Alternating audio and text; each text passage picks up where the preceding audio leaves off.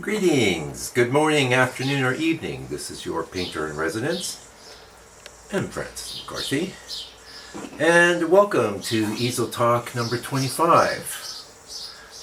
This is based on a chapter from my upcoming book series, The Transcendental Landscape, 4 volumes. Just deep dive into every aspect of painting I could even think of. And this particular aspect we're going to talk about today is called revising paintings. Now, I'm not going to reach down there. I should have been ready. But, we're just going to talk, okay?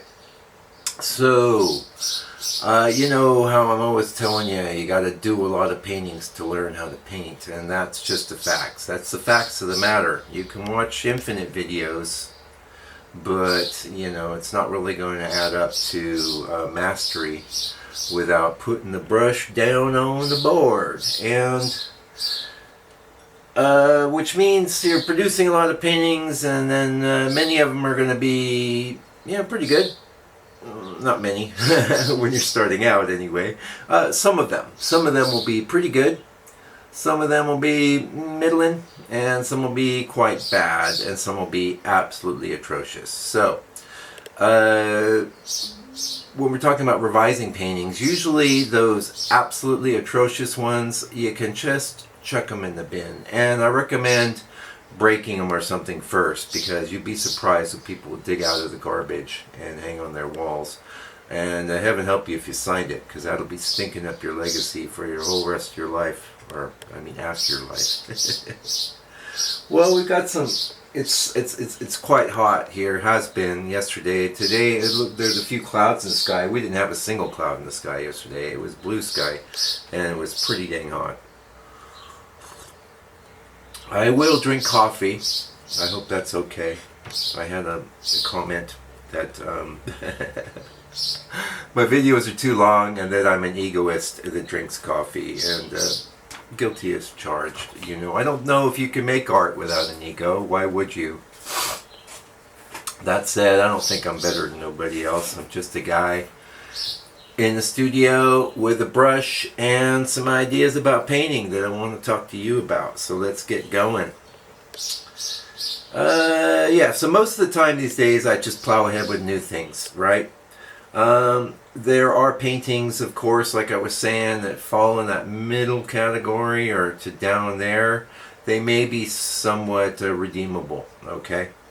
And those are the ones I might revise. If they're really bad, like I was just saying, that's not what we're talking about today. Don't try and revise your real stinkers. Just throw them away. Get them out of your life. And that's actually its own chapter in the book called Failed Paintings. So we won't focus too much on that today. Of course, there's always going to be some overlap. That's how painting works. You know, it's all like this. Every aspect affects every other aspect. Right, it's a gestalt, yeah. The vacation effect and the little niggle, spotting the truth after time away. Usually when I finish a painting and I think it's great, that feeling stays, okay? But then there are those middle area paintings. They work, people might even like them or buy them, that's happened. But they bother me. They bother me, son. They bother me, okay? And in late 2012, early 2013, this chapter probably based on a blog post written back around that time. I've been documenting my my journey to mastery the whole way through. You can go to my website, the blog area. You'll see my links to my most ancient blogs from when I very first started painting. It's all there, Mr. Warts and all. So don't think I am curating. We all curate. But, in my case, there's quite a lot of dross. There's quite a lot of things up there that, whatever. Okay. Anyway, back in 2012, 2013, I came back from a long vacation and looked at the work waiting for me with fresh eyes, and I saw things I didn't see before. Now, that trip, interestingly, too, I had a chance to get to the Louvre in Paris, and I absorbed a lot of masterful paintings firsthand. And if you get the opportunity to do that, I don't know where you live, but if you live in a major metropolitan area, I mean, skip the Modern Art Museum, but if there's a museum that's got actual work by real painters, say the 18th century, early 20th, that kind of thing, that are doing the landscape, get out there and look at them. Also, might be good to take a trip. Take a trip to the Louvre. Last time I went to Europe, we went to the Louvre, but it was just so crazy, and we were like, we've seen this.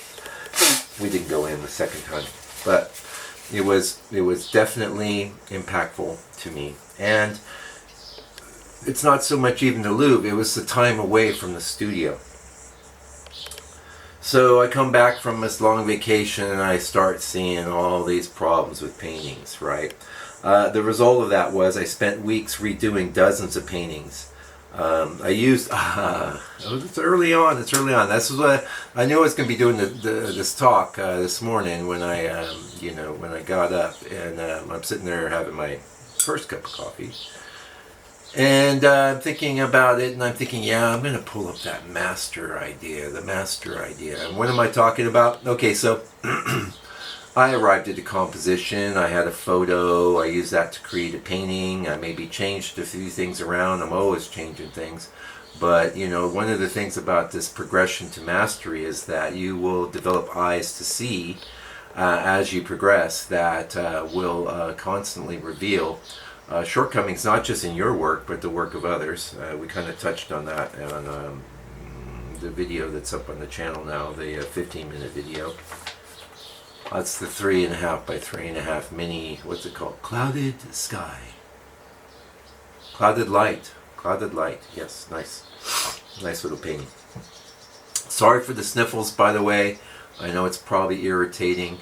I've got my little microphone on because the fan's going. So, also I should point out here that, I've had like a microphone plugged into the camera for forever. But it was plugged into the headphone jack. I do the arrow thing. Yeah, the arrow coming out of the head. Anyway, it wasn't recording nothing, and those microphones weren't. When I did plug them in the correct hole, it's like It's like, well, that's not good. So we've been recording straight to camera when we don't have this little zoom microphone. It's not so bad. At least there's no hum. So, pardon me.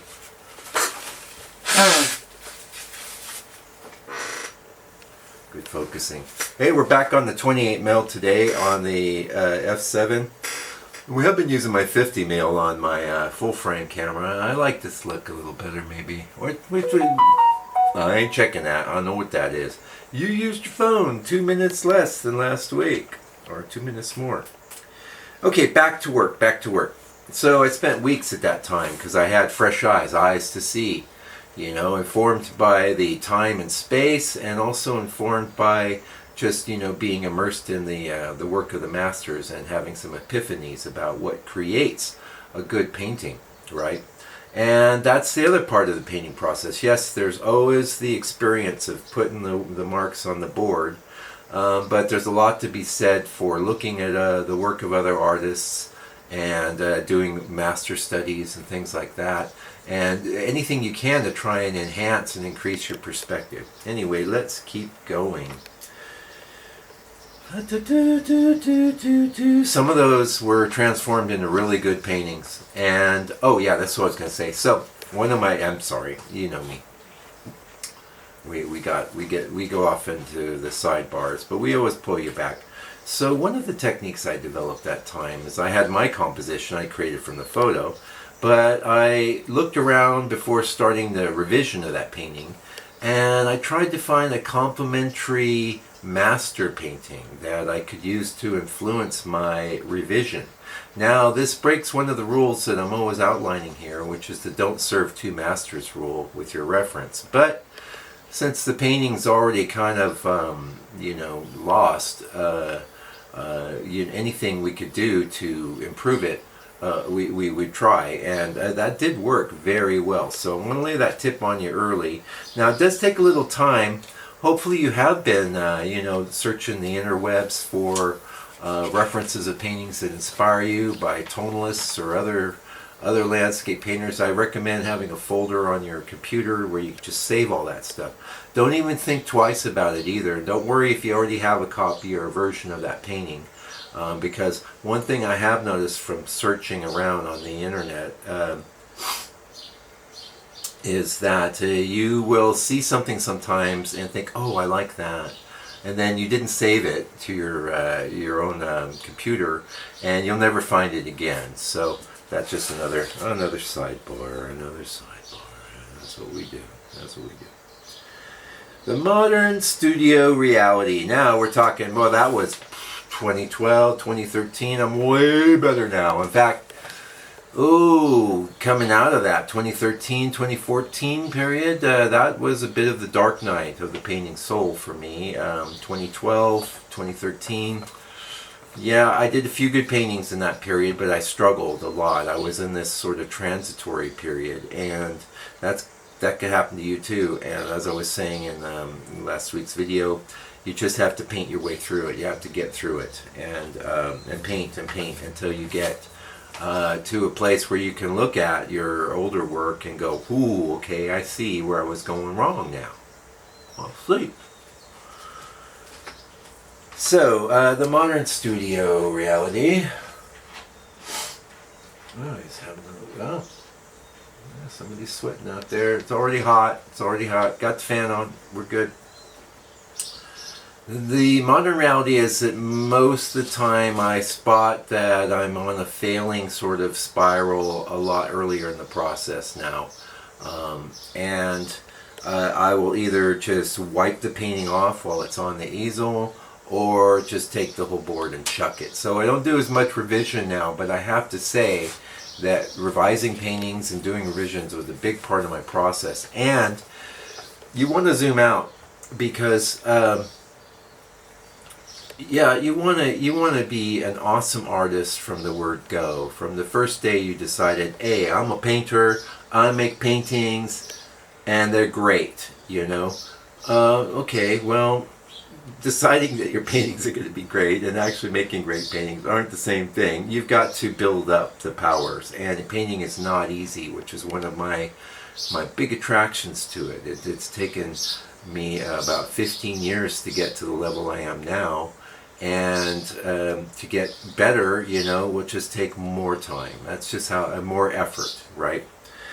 But it does feel good to do less bad paintings and less revisions now.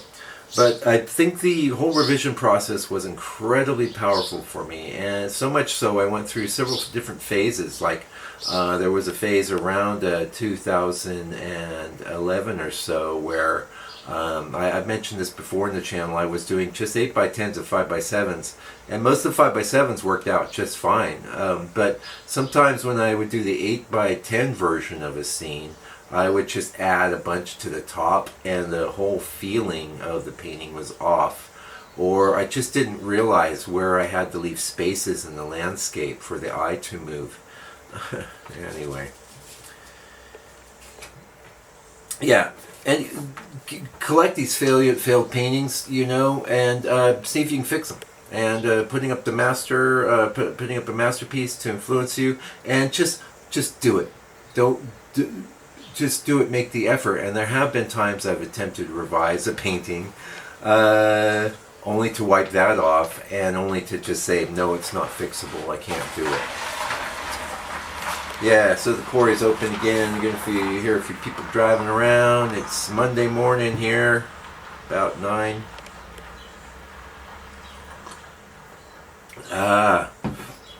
Yes, the unique physicality of reworked paintings. Texture and the underneath structure. There is a specific quality you get from working on top of an old painting that is really impossible to achieve on a fresh board, okay? And this is one of the inputs. I've talked about this before, and on the channel I've talked about all this stuff before. We're always getting new people, and we're always digging up the same ground, because that's how it works. That's how painting works. You get a really unique texture when you're working over a previously painted painting, and that was so interesting to me that I like that effect so well that I devised a system. No, I don't. I don't have a texture board handy, and because I've got this little microphone, I can't move. I devised a technique that's called board texture, or texturizing, which isn't a word apparently. You can look that up on the channel, and that whole process that I developed was basically trying to replicate that feel of having a surface that was perturbed, that you could work on. Anyway, having that previous painting underneath creates really unique brushwork textures and surface quality. Yeah, and I could pick out those reworked paintings in the lineup because of that kind of texture, So that's maybe a plus. That can be a real plus. And then we're getting into George Ernest, the master of the repaint. Now, if you haven't read up on George, maybe some of you don't like to read. That's understandable.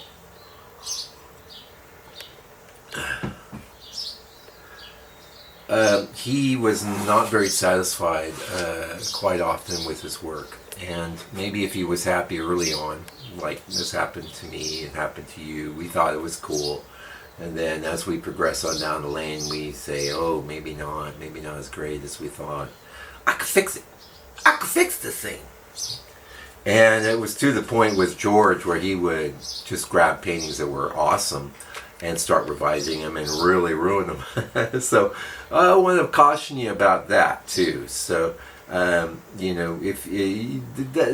let's face it, George was painting for 50 years. So he had a bit of a mental thing, right? I don't have that problem that George had, where I'm always trying to improve upon things that are already done. I'm pretty good with if it's good, if it's saleable, I'm not ashamed of it. Put my name on it. Just let it go, But George wasn't like that. He was constantly trying to fix things or revise things that maybe didn't need to be revised or didn't need to be fixed, to the degree where his family would sometimes hide paintings from him, or they would just go into a gallery and disappear. He'd be, hey, have you seen that painting I did of those haystacks? Have you seen that around? They're like, I don't know. We haven't seen it. Meanwhile, the paintings survived, and there are some of his paintings that have maybe 13, 14 paintings underneath, and sometimes that built up, like I was saying earlier, to this amazing texture and luminous quality and sort of ethereal, mystic quality that you couldn't have got just by painting directly, Anyway, what did he say? He didn't just repaint his own work? Oh, yeah. He would paint over the paintings of his friends. Nice guy, huh?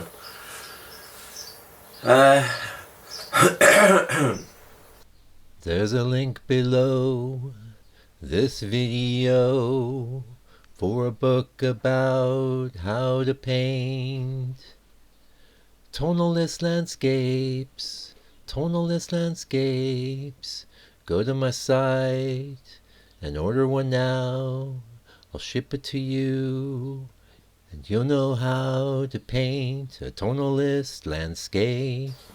Yeah, note, when you're, even if you're repainting over, you repaint the entire painting, a whole different painting over the top of your old one, there are going to be bits and things peeking through, right? And there was a couple different ways I would work back in the old revision days. Sometimes I would just have that original painting there and just do the new painting over the top, and that's pretty hard because you end up getting like, where am I going? What's happening here?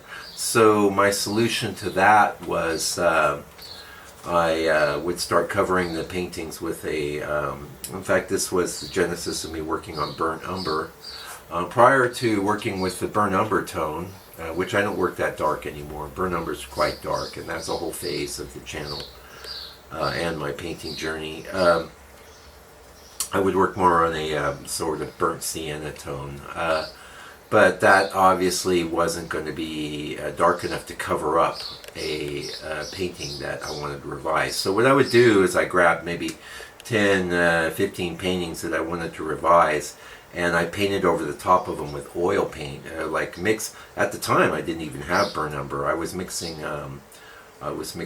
burnt sienna with raw umber to get an equivalent, and maybe a little black, and I cover up the whole painting, and then I would create a painting on that, and that was effective. I did. I remember very, very, very well, and that painting's on the channel. This is all documented.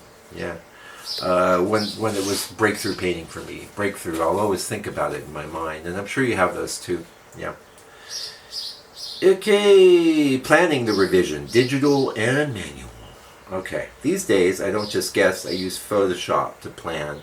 Many times I do. So let's say I'm looking at a painting I want to revise, and I'm going, okay, this patch of trees here in the middle ground, that's distracting the composition. I like this group, I like that group of trees, and maybe I like the path or I like the clouds, but I've got to get rid of this element. A lot of times what I'll do is mess around, take a photo of the painting, bring it into your computer and mess around with it in the digital program to sort of get an idea of how you could fix it. Now that's a pretty good idea if you've got those digital chops. If you don't, ignore that.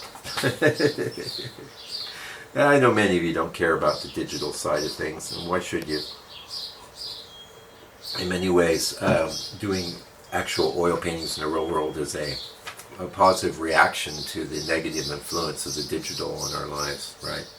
But it doesn't have to be that way. You can use the tools, and my personal philosophy is anything I can do to improve a painting, I will do. Let's keep moving, because I want to keep this. I know my videos are long.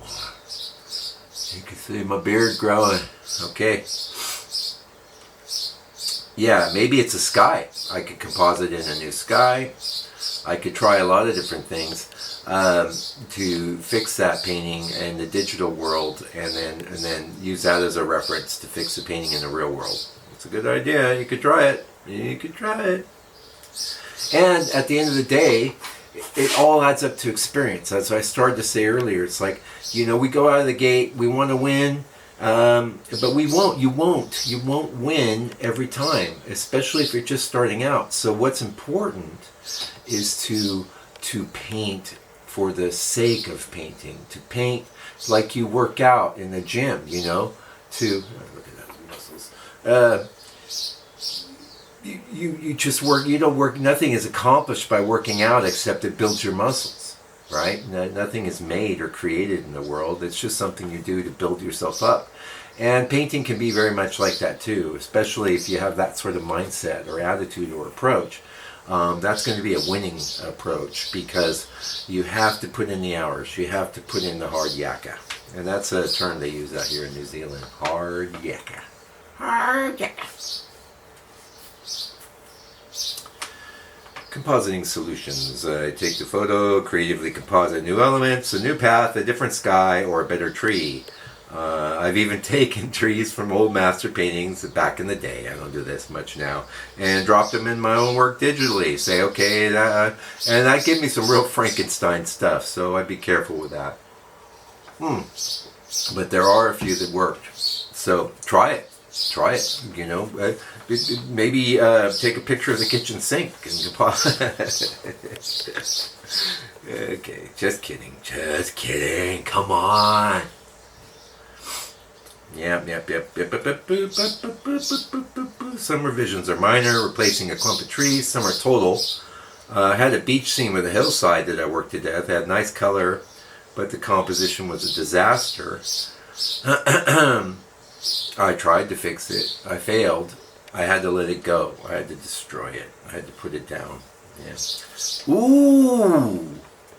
Ooh. Power glazing.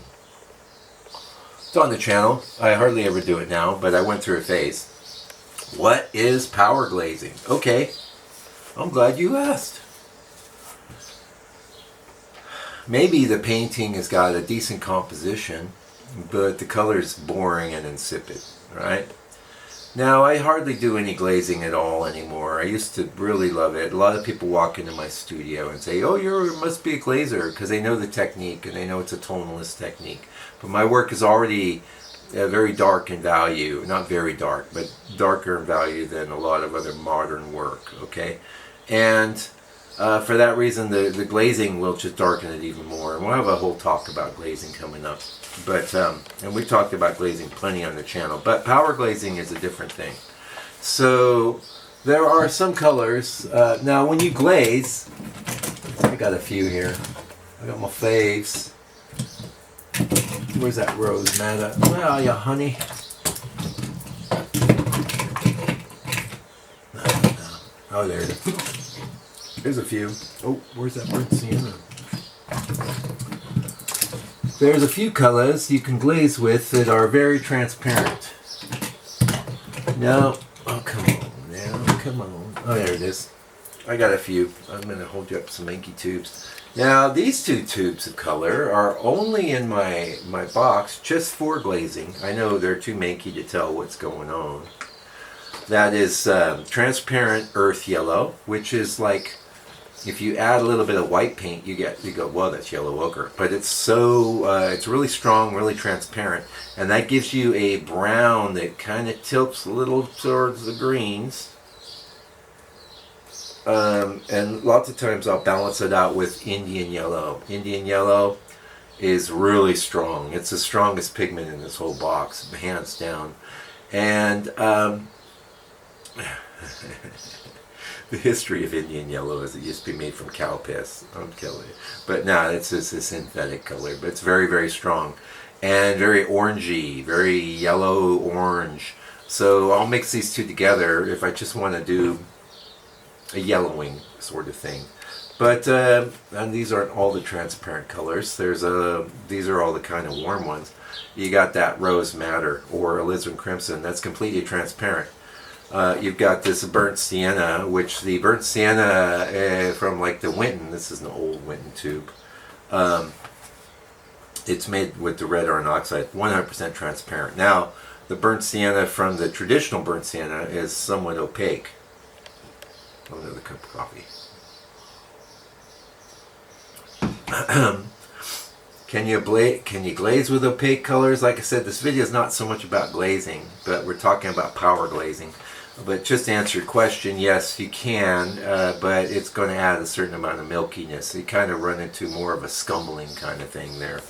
And we'll talk about that in another easel talk. We're going to talk about revising paintings, and we're going to talk specifically about power glazing. So I'll take a painting that is you've got an insipid color, decent composition. I'll just start glazing on super strong yellow, super strong red. Oh, diox purple, 100% transparent. So you glaze that stuff in, and you just go, pooh! There's so much color and chroma here. So power glazing uses highly chromatic, transparent, man-made pigments at full intensity to transform the painting. And it's not just a subtle shift, it's a complete resurrection of the painting and allows you to achieve results that are impossible with direct painting alone. So you power glaze. I'm looking at one over there. I power glazed that whole painting purple. And then you don't just stop. You can't just put all that transparent glaze on it and call it done. Then you paint up. So you bring up your other paints and start adjusting and making it all work. That's a very powerful technique, my friends. Yeah, oh, I got the arsenal here. Modern synthetic pigments with massive tinting strength. You got diox purple, diazine. People love to correct my pronunciation on that. Oh, perylene red. I don't use it anymore, but perylene red's great for glazing, if you like glazing. I replaced it with actual CAD red, but prior to getting into the CADs, which I did around 2018 or so, I was using Paraline red as my real ready red, and alizarin crimson, and then Indian yellow. Red iron oxide and a permanent orange, that's another color I used to use. Again, I replaced that with the opaque cadmium orange, which again, you can't really power glaze with cadmiums. You can't do much with cadmiums except actually paint with them. But these are powerful colors and a powerful option. You ought to try it. And the great thing is, try it on that painting you don't like. That's the thing. You know, you already said, screw this painting. I hate this painting. I want to try and save it. Break out the Indian yellow. Rub it on the painting. Try and make it work. Yeah, these offer chromatic possibilities that an S and the tonalists never even dreamed of, because these modern pigments are so strong, so intense, so powerful. The technique, harmony versus intensity. I apply the glazes systematically and sometimes quite heavily. The tonalist rule. Tonalism isn't just about one color, it's about everything keying off a range of tones with harmony throughout. One word, one sentence description of what tonalism actually is. That's great. Power glazing allows the underlying structure to show through while shifting the temperature and emotional impact. Like turning a mundane daylight type scene into a vibrant twilight drama. And then I come back with the opaque paints and make it all work, right? That's a great technique for revising. Ooh, we're closing. Hey, good, that's good, because I want to keep this fairly brief. I want to talk about the book in a minute here. Oh, I thought I had a book. Oh, the book's over there. I'm going to pull out the book. I do have a book, because I'm going to be shipping a book here after we're done talking. Okay, that's a bit for some insights into revising paintings. Now, there could be little things. You could just paint out that offending. Now, when I do revisions now, it's in the modern studio here, it's very rare. But there are times when, mostly, you know, I like I said earlier, if it's not working out, I have enough experience and enough paintings under my belt. I can pretty much tell on the easel now. I don't have to have that vacation delay. But there are times when there's just some little thing that needs to be fixed. And that's pretty much the extent of my revisions these days. Although I have all box, I keep looking at it down here. You see me looking down because I want to pull one up. But it's got things piled on top of it, and it would be hard. It would be too hard. And I don't have as much appetite for revising paintings now as I used to, because I'm always thinking about the next painting. I'm always wanting to move forward. I got boxes of boards ready to go. I got folders full of reference. I've got tubes of paint and brushes. I want to make a fresh painting most of the time now. But this revision thing, don't sleep on it. It can be very powerful, especially if you just want to mess around. You know, you got nothing to lose. You already don't like the painting, so you may as well just throw some stuff at it, including the kitchen sink. Yeah, so there's immense value in repainting unsuccessful work. If you've never tried it, do it today. The best part, you're getting rid of a failure and possibly replacing with something outstanding and new, and that's a win. Winning. And I realize, of course, you never set out to do a painting and think, I want to do a bad painting. But I like to tell my students, the ones here, the local ones, I always say, go home and do a bad painting. And they're like, I don't want to do a bad painting, mate. I'm like, well, go ahead and do one anyway, because it probably, no, I don't say that, think of it. Probably will be bad. No, it maybe it'll be bad. Of course, when you are starting out, you have to do a lot of bad paintings. So that my whole point is, dig in. Just make those bad paintings and let it go. And the real key, do a lot. If you do 3 paintings a year, you're not going to be able to let anything go. If you do a painting every day and some of them are bad, you go, who cares? You just keep the good ones and throw away the bad ones, right? It's called logic, my friends. Logic.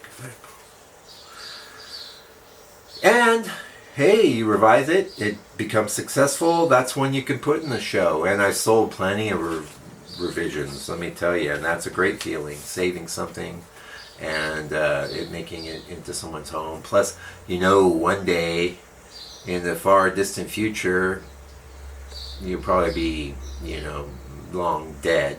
But, the museum's going to put that up under the black light or the x-rays, and they say, wow, look, there's a whole other painting underneath here. What was he doing? And the masters did a lot of that. They did a lot of revising. So, okay, let's talk about the book real quick. That's it for our talk. I'm going to pack up this book. This is so exciting. I have it in a bag to protect it. This is Landscape Painting, the Toneless Way. Landscape Painting, the Toneless Way. This is book number 200. I'm shipping it out. And I've been saying, it's taken a few weeks to get this order. Which is all good. It's all good. 200 bucks, that's quite an accomplishment. This painting, I don't have a title on it. I don't think this is on the channel. Hasn't the video didn't make it, but I quite like this painting. It was done in January 2024.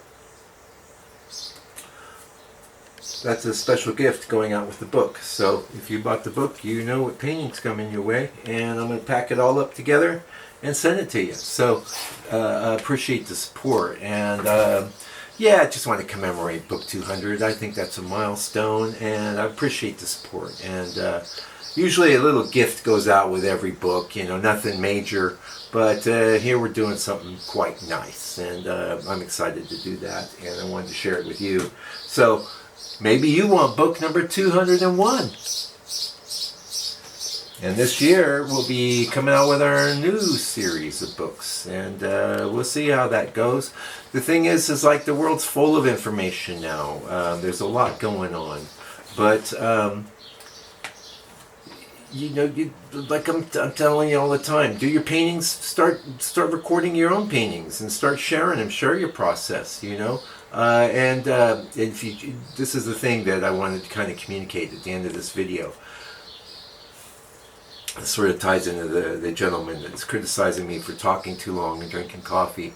I'm building up my thing, my way, and some people will like it and some people won't. But if you do it consistently, it becomes its own body of work. It's about creating a body of work. In my case, a body of paintings and a body of teaching.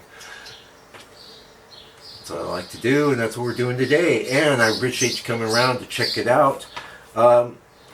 I guess that's it. So support the channel any way you can. Give me the old like, I guess. And if you have, I can't imagine many people that haven't subscribed getting this far into my video. But if you haven't, go ahead and do that too. That's the way to support me. Go to my site, buy a painting. There's actually a donation button there too. You could throw me some capital. I'll probably spend it on another lens. Anyway, that's it for today. Thank you so much for joining me for Easel Talk 25. We're doing all right. We're doing all right. We're going to keep going all the way through this year. We got enough chapters in our book to do it. And then at some point in the future, that book, that extensive Transcendental Landscape book, will probably morph into a website with comprehensive, like what I envision, since we're here at the end, is, you've got the text and maybe even the audio of me reading it, and in the images. So in the print edition, you're going to have a lot of images of paintings there.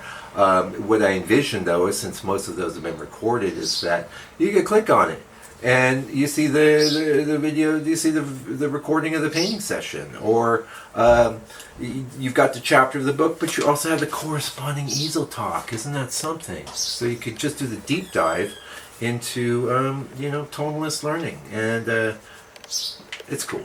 It's cool. Thanks for joining me.